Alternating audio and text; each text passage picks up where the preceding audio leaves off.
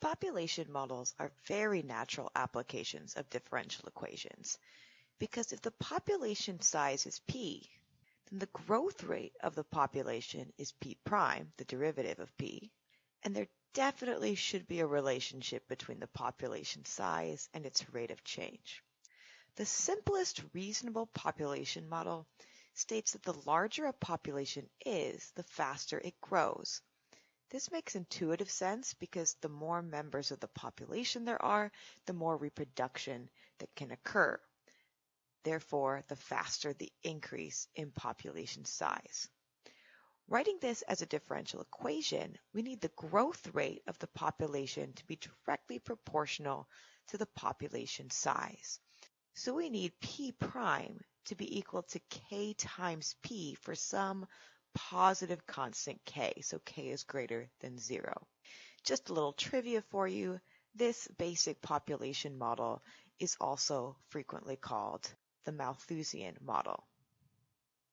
Now here's a question for you. What would solutions to this model look like? In other words, what type of function grows at a rate proportional to its own size? I want you to think about that. We'll see the answer later on when we solve this differential equation. Thinking about the basic model we just talked about, it certainly is simple, but is it realistic? For bacteria, maybe, but what about for a population of deer in a national park? How does the model break down? Do deer population really grow faster and faster and faster as their population size gets larger and larger and larger? The answer, of course, is no. Otherwise, all of North America would be completely overrun by deer by now. The major flaw of the basic model is that we know that there is a limit on how large a population can grow. At some point, there are too many deer and not enough food or space. The limit on how large a population can grow is called the carrying capacity of the environment.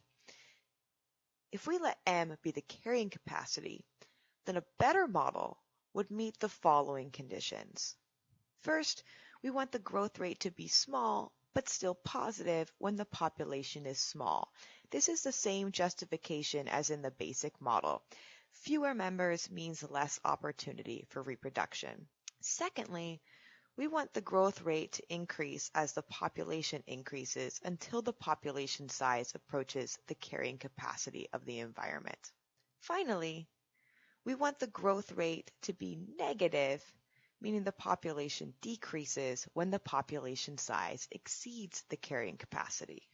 A model that incorporates these three conditions is called the Verhulst model, and it says that the growth rate p prime is equal to k times p, the population size, times 1 minus p over m, the carrying capacity, where k is some positive constant.